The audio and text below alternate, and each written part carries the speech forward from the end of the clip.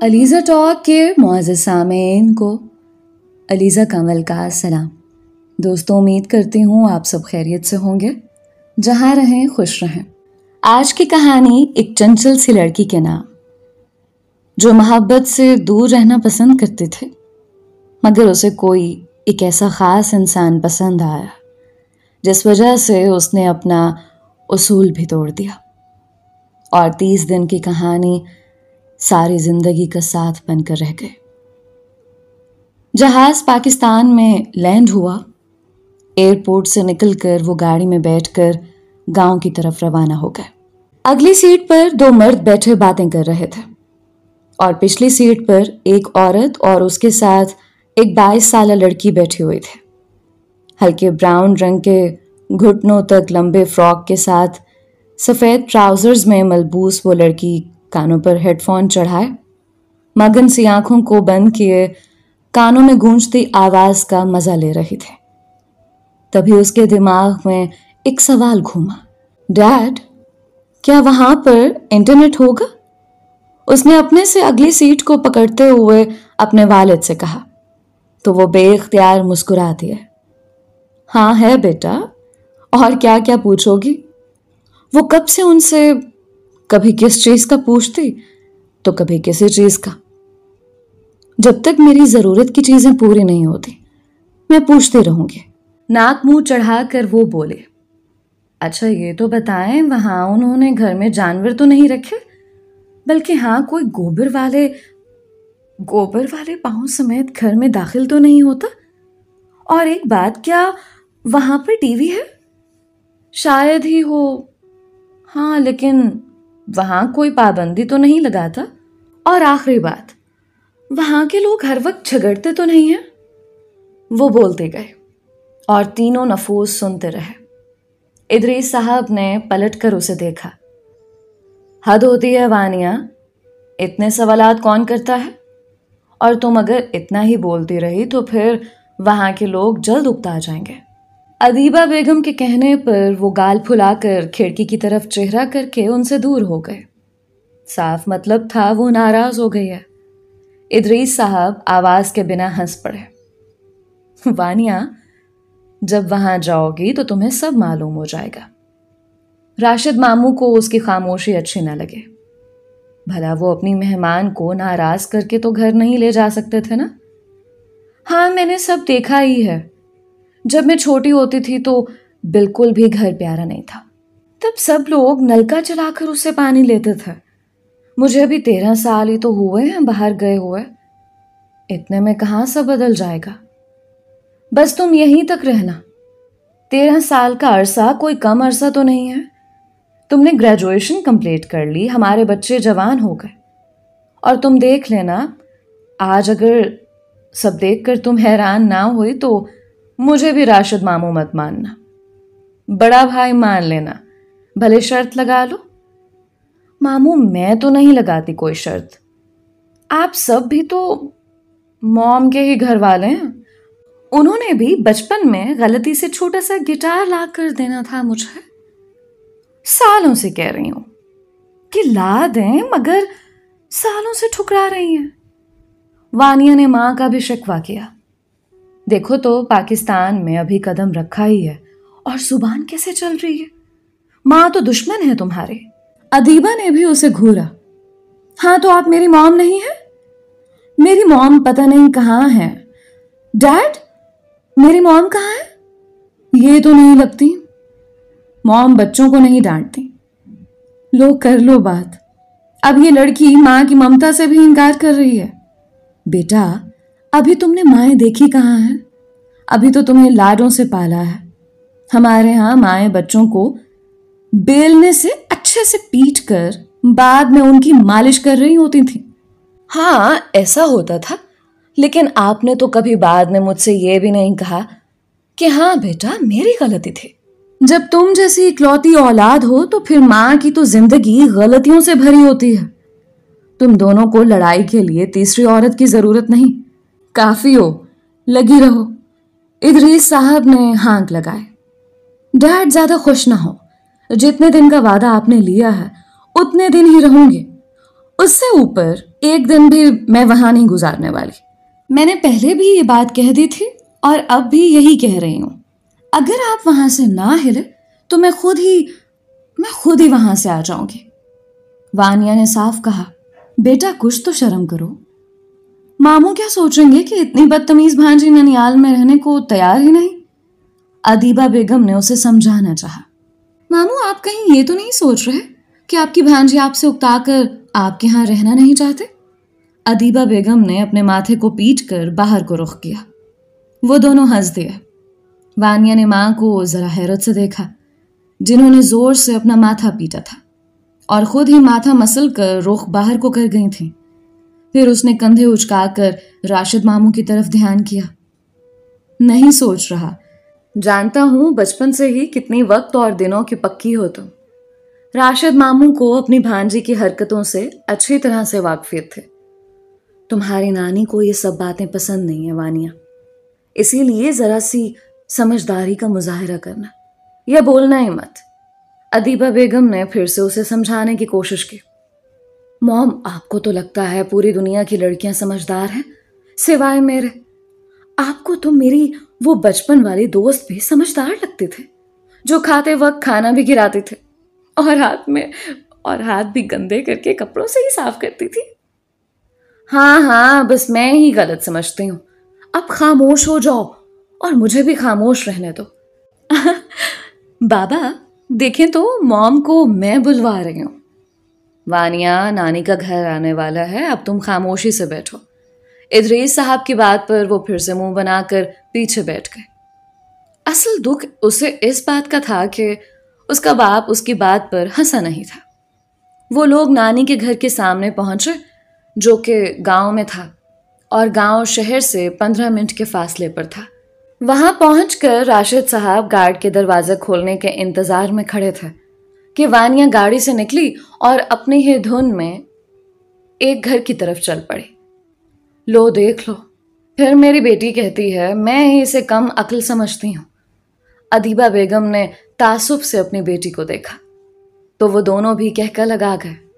وہ دروازے کے باہر پہنچی اور جیسے ہی دروازہ کھولنے کے لیے ہاتھ بڑھایا، اندر سے ایک کتے نے باہر کو منہ نکال کر بھونکنا شروع کیا اور وہ چلا کر پوری جان لگا کر دوبارہ گاڑی کی طرف بھاگے اور گاڑی کے اندر بیٹھ گئے. خوف سے اس کی ٹانگیں کانپ رہی تھیں. اسے جب تسلی ہو گئی کہ وہ محفوظ جگہ پر ہے تو اس کے کانوں میں کہکوں کی آوازیں گونجی. اس نے گاڑی میں موجود افراد کو دیکھا تو وہ لوگ اس کی حالت پر ہنس رہے تھے. ایسے کیوں ہنس رہے ہیں آپ لوگ؟ باہر کیوں نہیں آئے؟ اور یہ کتا کیوں رکھا ہوا ہے؟ اس نے خود کو سنبھالتے ایک ہی سانس میں کئی سوال کیے. اس کی عادت ہی یہی تھی کہ وہ ایک ہی بار میں سارے سوال پوچھ لیتے اور مقابل انسان کو یہی سمجھ نہیں آتا تھا کہ سوال کون سا پوچھا تھا اور کیا جواب دے. بیٹا وہ ہمارا گھر نہیں ہے، گھر یہ ہے. راشد ماموں نے اس کی نظر دوسری طرف دلوائی اور گاڑی اندر لے گئے. اس نے آنکھیں پھاڑے اس گھر کو دیکھا. وہ گھر نہیں تھا، بہت بڑا گھر نہیں بلکہ بہت بڑا بنگلہ تھا. ایک لمبی روش سامنے بڑی سی عمارت کے ایک طرف جا رکتے. بڑا سا لان ایریا تھا جہاں چھوٹے چھوٹے پودے تھے اور بڑی سی عمارت دیکھنے میں بھی کافی خوبصورت دکھائی دے رہی تھی. اس نے حیرت سے دیکھا کہاں ایک عام سا گھر اور کہاں ایک 3 منزلہ بنگلہ تھا جس کے ساتھ لان بھی تھا. پول بھی ایک طرف تھا. اس کے نزدیک گاؤں میں ایسا گھر ہو ہی نہیں سکتا تھا اور اس کے ننیال کا تو بالکل بھی نہیں. ایسے لگتا تھا وہ بھی باقی لوگوں کی طرح عام سے کچے گھر میں بیٹھے ہوں گے جس کی دیواریں اینٹوں کی ہوگی اور ان پر مٹی کی لیپ لگائی گئی ہوگی. مگر وہاں تو فرش بھی چمچما رہا تھا. وہاں گندگی کا سوال ہی پیدا نہیں ہوتا تھا. وہ ان تینوں کے ہمراہ غائب دماغی کے ساتھ اندر بڑھے. اندرون کافی کھلا تھا. ایک طرف سیڑھیاں اوپر کو جا رہی تھیں. دروازے سے اندر جاتے ہی ایک ڈرائنگ روم تھا اور اس کے ساتھ لاؤنج اور اس کے ساتھ ایک ٹی وی لاؤنج تھا. ایک طرف بڑا سا کچن تھا اور اس کے ساتھ ڈائننگ ہال تھا. اس نے پوری آنکھیں کھول کر ہر طرف دیکھا کہ کہیں خواب میں وہ خوبصورت گھر اس کی نظروں سے پرے نہ رہ جائے. انگلینڈ میں ان کا گھر زیادہ بڑا نہیں تھا، لیکن پاکستان میں وہ گھر اس نے کبھی سوچا بھی نہیں تھا۔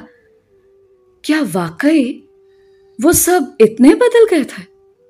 ہاں، لیکن رسومات، طور طریقے ویسے ہی تھے۔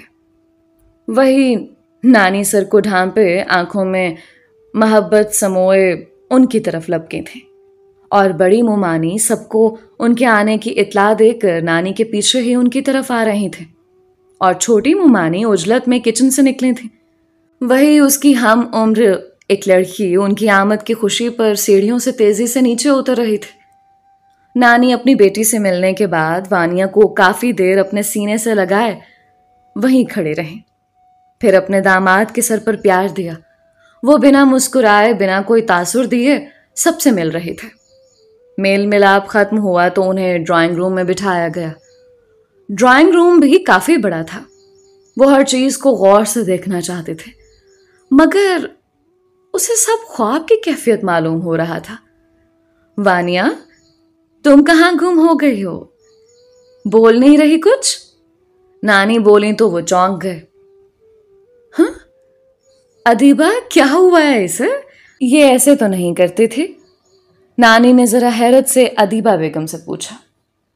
امی، کچھ نہیں ہوا، کہہ رہی تھی نانی کا گھر ویسا ہی پرانا ہوگا، اب ایسا بنایا گیا ہے تو شاید یقین نہیں کر پا رہی۔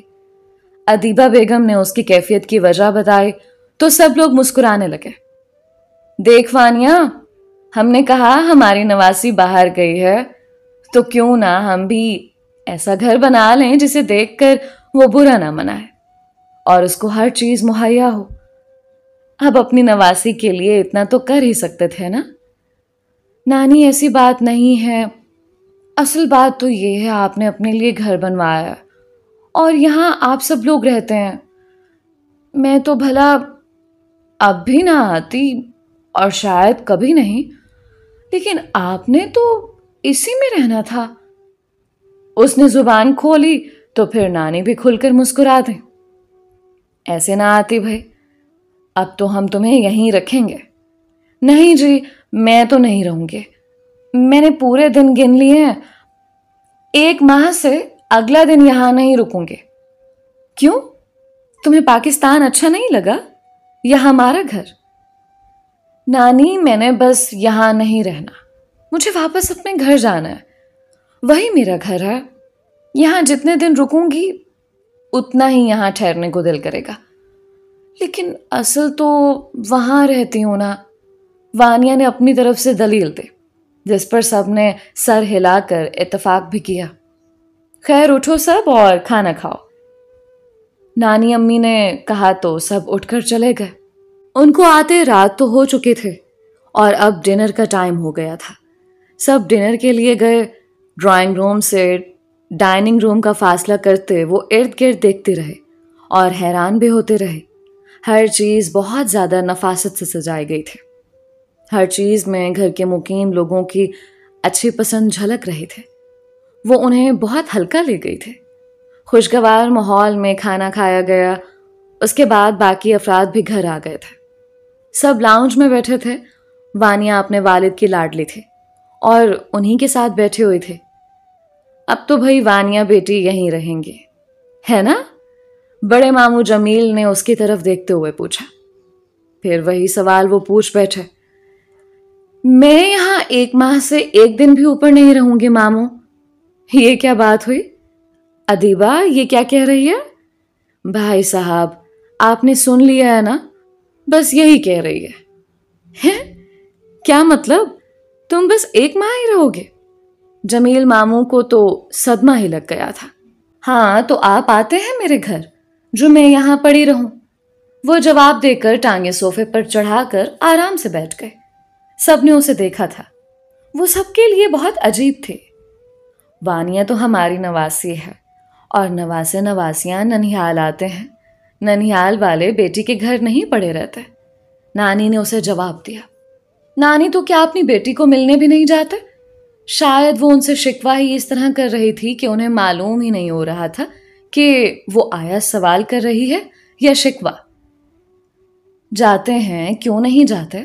आखिर बेटी के ससुराल पर रोब भी तो रखना पड़ता है। नानी अम्मी की बात पर वानिया ने अपने बाप का चेहरा पकड़कर उन्हें नानी की बात पर मुतवज्जा किया था। सब हंस पड़े। अदीबा, ये घर में भी ऐसे ही करती है? पक्का तुम दोनों रोज लड़ाई करते होगे इसकी वजह से। नानी ने उसके अंदाज पर पूछा तो उसका हैरत से मुंह खुला। नानी, क्या मतलब हुआ आपके इस बात का? मैं ऐसे नहीं करती। ये मेरे बाबा हैं, लेकिन कभी ये मामा बाबा दोनों मिलकर मुझे रोस्ट करते हैं। आपको क्या बताऊं, कभी कभार मुझे शक होने लगता है कि मैं कहीं यतीम खाने से तो नहीं उठाए गई। तुम्हें सारी उम्र यही लगता रहेगा? तुम बूढ़ी भी हो जाओगी तब भी ऐसे ही कहोगी। अदीबा बेगम ने उसकी नाशुक्री पर कहा। वैसे आप लोगों की वजह से मेरा ख्याल है मुझे यहीं रुक जाना चाहिए, उसने पुरसोच अंदाज में कहा तो नानी ने भी सर हिला दिया। क्यों नहीं, बहुत अच्छा फैसला होगा। रहने दे नानी, फिर आप ही कहेंगी अदीबा अपनी नालायक औलाद मेरे पल्ले बांध गई। बात करके वो वहां से उठकर चले गए। अदीबा, ये किस पर गई है? ये सारा दिन क्या देखती रहती है? कहाँ से ये सब सीखती रहती है? अम्मी, मुझे तो ये नहीं मालूम, लेकिन फिलहाल मुझे लग रहा है आप भी इसी पर ही चली गई हैं। अदीबा बेगम की बात पर जहां सब लोग हंस पड़े थे, वहीं नानी मुंह बनाकर रह गई। सुबह जल्दी उठकर ट्रैक सूट पहनकर ब्राउन बालों को टेल पोनी में बांधती, बंद जूते पाँव में पहनती, निकसिक तैयार होकर अपने कमरे में शीशे के सामने तैयार होते इदरीस साहब के सर पर खड़ी हो गए। वो भी उसके मुशाहबा हुलिये में तैयार खड़े थे। चलें बाबा। हाँ चलो। वो आगे बढ़ने लगे तो उसने बाजू से पकड़कर उन्हें रोका। अदीबा बेगम शायद बाथरूम में थी, लेकिन फिर भी उसने अपने वालिद के कान के करीब झुककर कहा, लेकिन हमें एक और मिशन पर जाना है। हमने वर्जिश करने के साथ इस घर का चप्पा चप्पा देखना है। बेटा, ये कैसा मिशन है? उन्होंने बेचारगी से बेटी को देखा जो हशाश बशाश खड़ी थी। बाबा, मैं हैरान हूं, ये कैसे इतना प्यारा घर बना सकते हैं? मतलब कैसे? बेटा, तुम खुद भी पागल हो जाओगी और मुझे भी करोगी। चलो अब। इदरीस साहब ने दरवाजे की तरफ इशारा किया तो वो उन्हें देखकर कमरे से निकल गए। दोनों बाप बेटी पूरी कुव्वत से बंगले के चारों अतराफ भाग रहे थे। थक हार कर आखिर वो दोनों सामने वाले हिस्से में खड़े गहरी सांस लेने लगे। बाबा, आज तो मैं बहुत थक गई हूँ। बेटा, सफर भी तो लंबा था, आखिर थकना ही था, मगर आहिस्ता आहिस्ता ठीक हो जाओगे। वर्जिश छोड़नी नहीं चाहिए। हाँ हाँ, मैं जानती हूँ, छोड़कर मैं अपना वजन बढ़ा लूँ। वजन? तुम हमेशा अनोखी बात निकाला करो। वजन तुम्हारा कभी नहीं बढ़ेगा। अभी तुमने अपनी उम्र की लड़कियां नहीं देखी, उनकी सेहत तुमसे अच्छी होती है और तुम कमजोर, जैसे कुछ खाने को नहीं मिलता। बस मौका मिल गया ना आपको मुझे रोस्ट करने का। और वैसे भी मैं अपने वजन के लिए इतना भागती हूँ, वरना मुझे सुबह सवेरे उठने का शौक नहीं है। उसने हाथ के इशारे से चलता किया। बहाने बनवा लो जितने भी बनवाने हैं।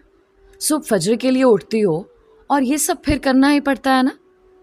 लेकिन बाबा, अगर मैं यहाँ मोटी हो गई फिर? उसने फिक्रमंदी से पूछा। फिर हम तुम्हें अपने साथ लेकर नहीं जाएंगे, तुम यहीं रहोगी। बाबा ना करें। देखिए, अगर यहाँ का खाना मुझे लजीज लगा तो फिर मैं कैसे हाथ रोकूंगी? वैसे ही जैसे सुबह वर्जिश के लिए आती हो। अगर तो यहाँ का खाना खाना है तो फिर ज्यादा वर्जिश करनी पड़ेगी। ये सांस चढ़ाकर बातें करने वाला काम नहीं चलेगा। इदरीस साहब ने उसे मजीद रोस्ट किया। इससे पहले कि वो बोलती, गेट खुला और बाहर से कोई शख्स अंदर आया। दोनों ने मेन गेट की तरफ देखा, जहां बड़ी बड़ी मूंछों वाला एक नौजवान अंदर आया था। अचानक कुत्ते के भौंकने की आवाज उनके कानों में पड़ी तो उस लड़के का नाक चढ़ाकर जायजा लेती वानिया की नजर उसके साथ अंदर आते कुत्ते पर पड़ी। बड़ा सा कुत्ता जिसकी रस्सी उस नौजवान के हाथ में ही थे और दोनों इस तरफ ही आ रहे थे। कुत्ता देख वानिया का ऊपर का सांस ऊपर और नीचे का नीचे रह गया और झट इदरीस साहब का बाजू पकड़कर उनके पीछे हुए। डैड, इसे कहीं इसे यहाँ से ले जाए। ये यहाँ क्यों ला रहा है और ये कौन है अपने साथ अपने कमरे में इसे ले जाएगा? वानिया ने डरते हुए अपने वालिद से कहा, जो हंस पड़े। आसाम, उसे वहीं छोड़ाओ, यहाँ बड़े बड़े लोग डर रहे हैं, इदरीस साहब ने ऊंची आवाज में कहते वानिया का भी मजाक उड़ाया तो वो अपने बाप को घूरने लगे। आसाम ने दोनों को देखा जहां वो दोनों एक दूसरे को देख रहे थे, लेकिन वानिया की आंखों में नाराजी झलक रही थी। आसाम ने उसकी रस्सी मुलाजिम के हाथ में थमा दी और खुद उनकी तरफ बढ़ा। अस्सलाम वालेकुम फूफा। वो मुस्कुराकर उनसे मिला। दोनों ने उसके सलाम का जवाब दिया। तुम कल नजर ही नहीं आए। बिलाल और अमीस तो आ गए थे। दरअसल रात काम में ज़रा देर हो गई थी, वरना मैं वक्त पर ही आ जाता। उसने जवाब देते एक नज़र साथ खड़ी वानिया पर डाली, जो नाक चढ़ाकर उसे घूर रही थी। वानिया को उसका हुलिया एक आंख न भाया था। भला उसे क्या ज़रूरत थी? जब अल्लाह ने शक्ल अच्छी दे रखी थी तो फिर बड़ी मूंछें रखने का क्या फ़ायदा था? आसाम और इदरीस साहब अंदर चले गए और वो वैसे ही खड़ी रहे जैसे अभी भी आसाम उसके सामने हो और वो उसे घूर रही हो। नानी अम्मी के 2 बेटे और 2 ही बेटियां थीं। बड़ा बेटा जमील और बहू शुमाइला, और उनके 2 ही बेटे, बड़ा बेटा आसाम और छोटा रमीस। जमील मामू से छोटे राशिद मामू थे और उनकी बीवी नज़ीरा मुमानी, उनका बड़ा बेटा बिलाल था और बेटी रेहाम। राशिद मामू के बाद फजीला खाला थे, जिनकी 2 ही बेटियां थीं, बड़ी लुबाबा और छोटी फायजा। खाला के बाद अदीबा बेगम ही थे, जिनकी बेटी वानिया रेहाम और फायजा की हम उम्र ही थे, मगर उन दोनों से छोटे। नाश्ते के बाद वो अपने कमरे में चली गई। अपनी मर्जी से अलमारी में कपड़े सजाए, पहनने के लिए कमीज़ शलवार लिया और फ्रेश होकर कपड़े पहन लिए। नीले कमीज़ शलवार के साथ सफ़ेद दुपट्टा गले में डाले, ब्राउन बालों को पुश्त पर फैलाए वो खूबसूरत और अलग लग रहे थे। तैयार होकर वो कमरे से बाहर नहीं गए, बल्कि कमरे में ही बैठ गए। बाहर जाकर उसने करना भी क्या था? या तो नानी से बहस करते या फिर माँ बाप के हाथों रोस्ट होते। उसके वालिदैन, उसके दोस्त ज़्यादा थे और वालिदैन कम।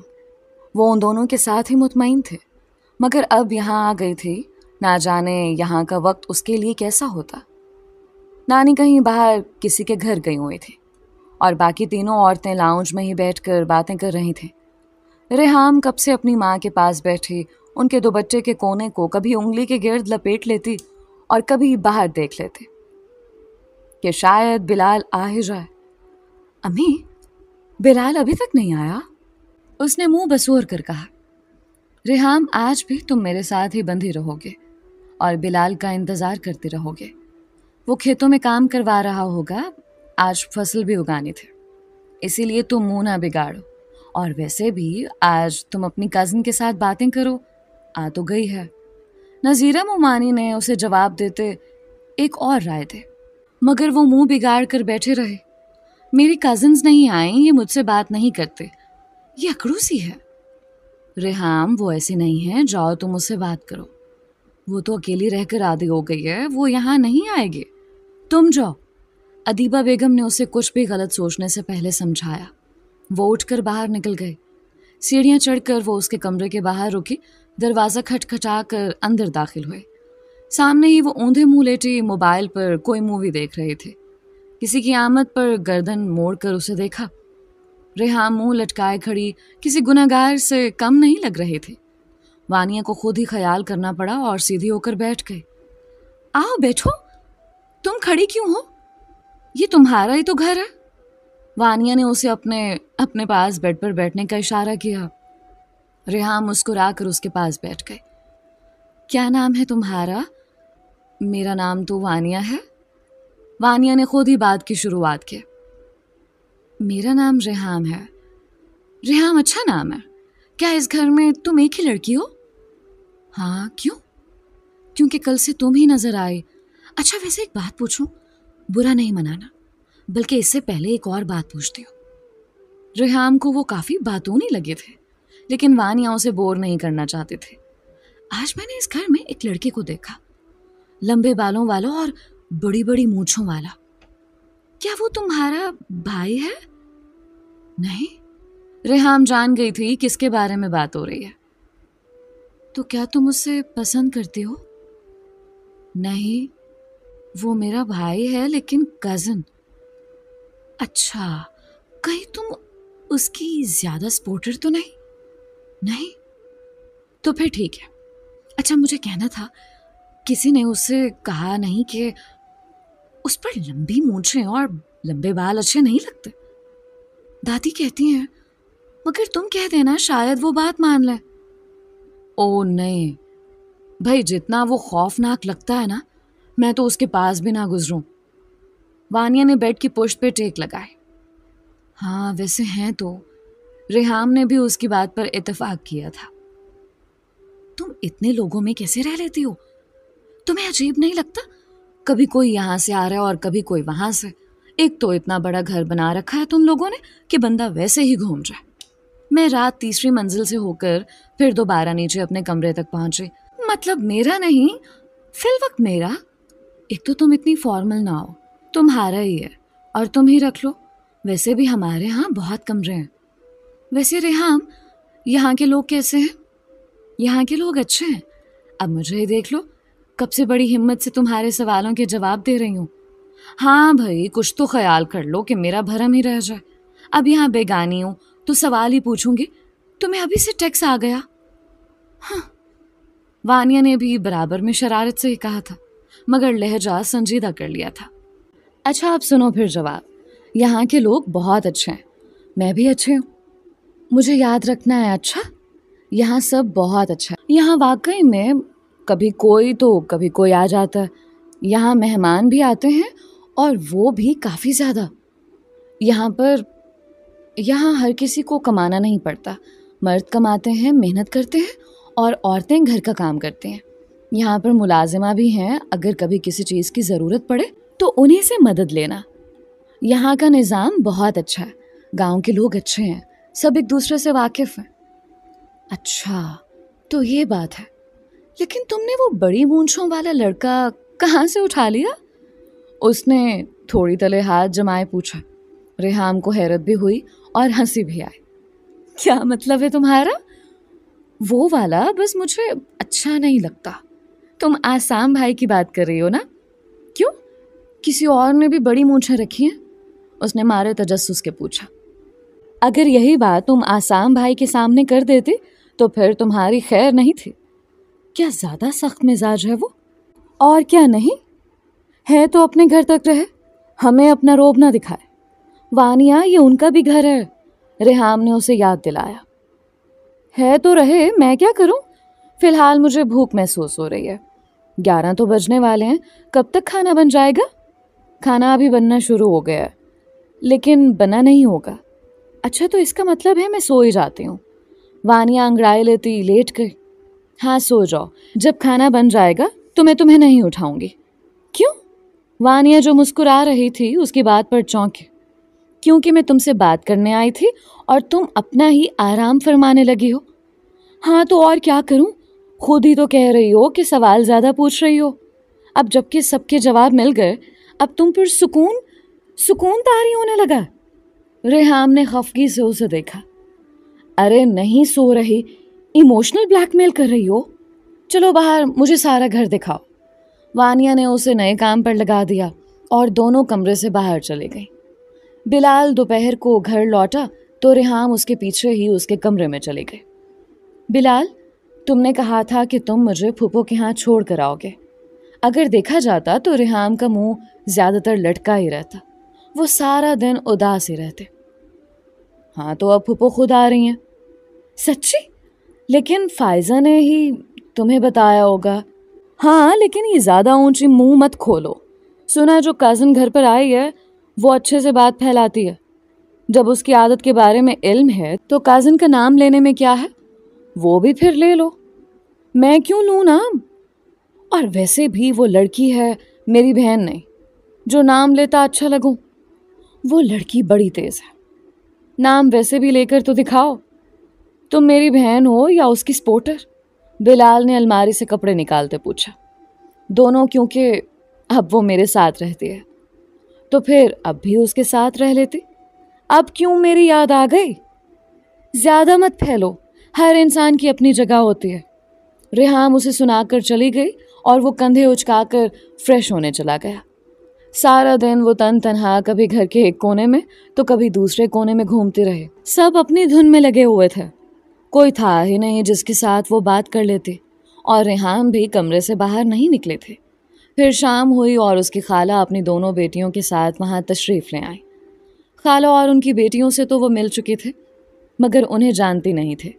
ہاں، اس کی خالہ سے کبھی کبھار بات ضرور ہو جایا کرتے تھے، مگر ان کی بیٹیوں کو تو اس نے بچپن کے بعد آج دیکھا تھا. سب ڈرائنگ روم میں بیٹھے ہوئے تھے. ان کا رات کے کھانے کے بعد جانے کا ارادہ تھا اور رات کے کھانے پر بھی نانی نے روک رکھا تھا. سب باتوں میں مشغول تھے. لبابا اور فائزہ بھی ریحان کے کمرے میں موجود تھیں. وانیہ لان میں آ کر بیٹھ گئے. ایک طرف کرسی پر بیٹھے وہ خالی آسمان کو تکنے کے ساتھ اپنی دوست کو یاد کر رہے تھے.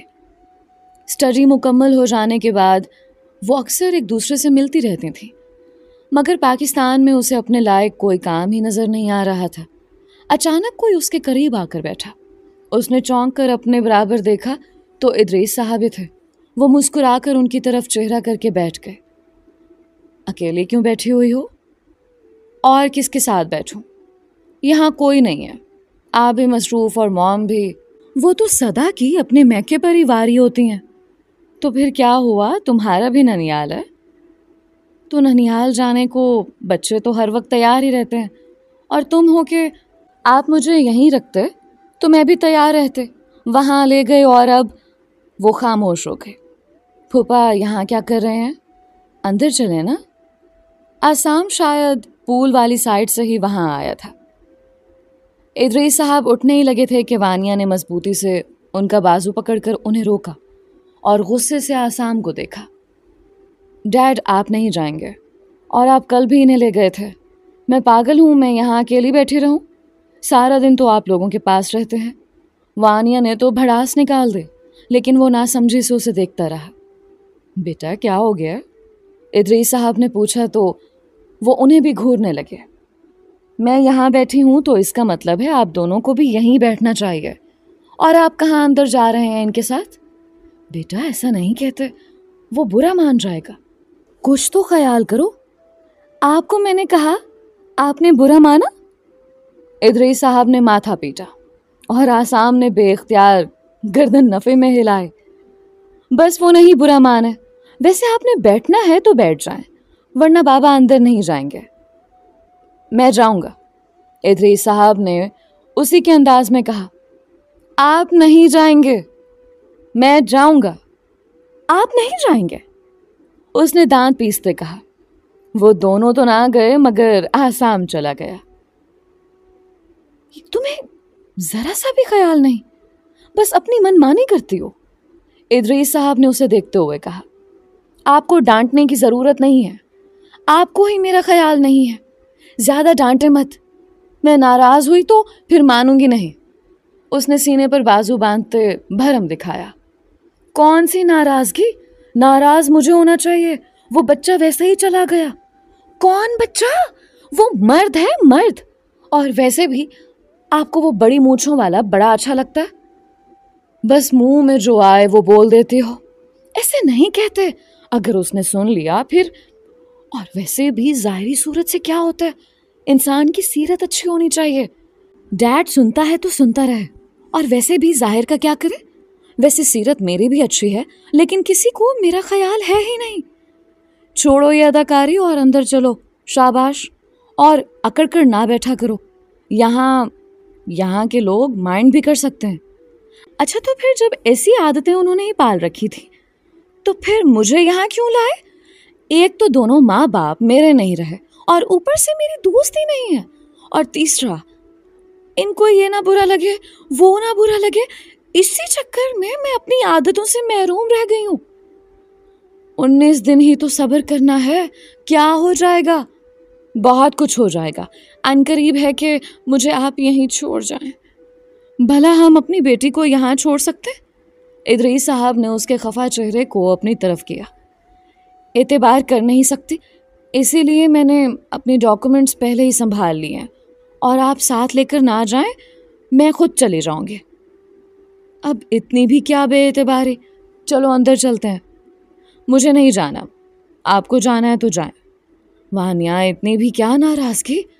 وہ اٹھ گئے اور اسے بھی زبردستی اپنے ساتھ لگاتے اندر چلے گئے. آج ڈنر کی ٹیبل پر سب افراد ہی موجود تھے.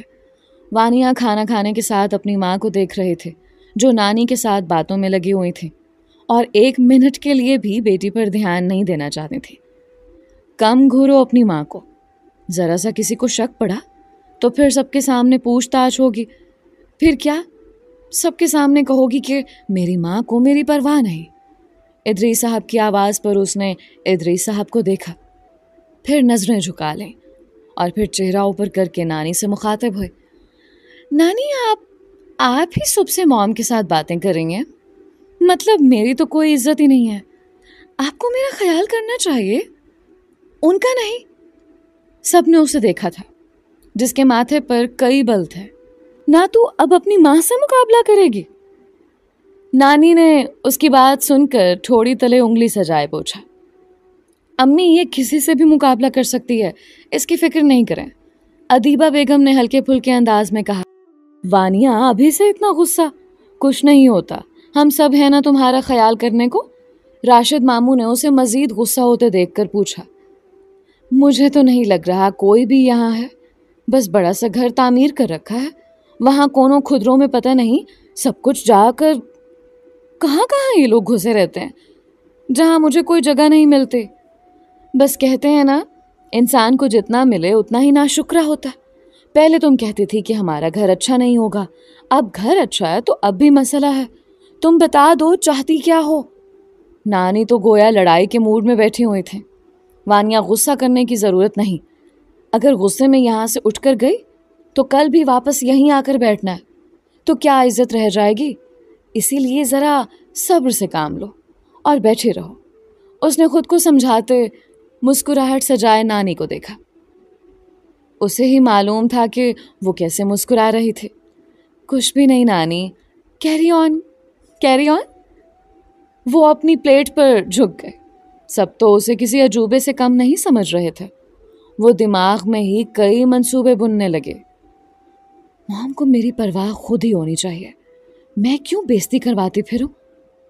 اب میں بھی اپنا کام کروں گی، خود سے ہی اپنی ٹیم بناؤں گی، مجھے کسی کی ضرورت نہیں ہے. وہ پر عزم انداز میں سوچ کر جلدی سے کھانا ختم کر کے وہاں سے چلی گئی. کمرے میں آ کر وہ بیڈ پر بیٹھی اپنا دماغ دوڑانے لگے.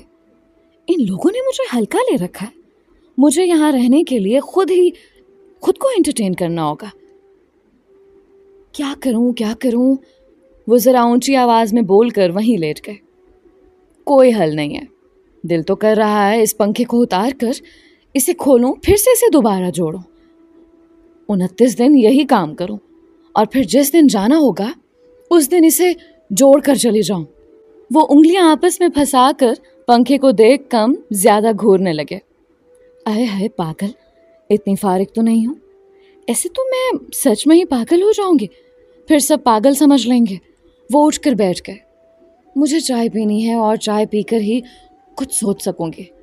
ایسے خالی دماغ میں تو پاگلوں والے خیال گھومیں گے نا. وہ اٹھ کر باہر آ گئی اور کچن میں داخل ہو گئی اور ملازمہ سے چائے بنانے کو کہا.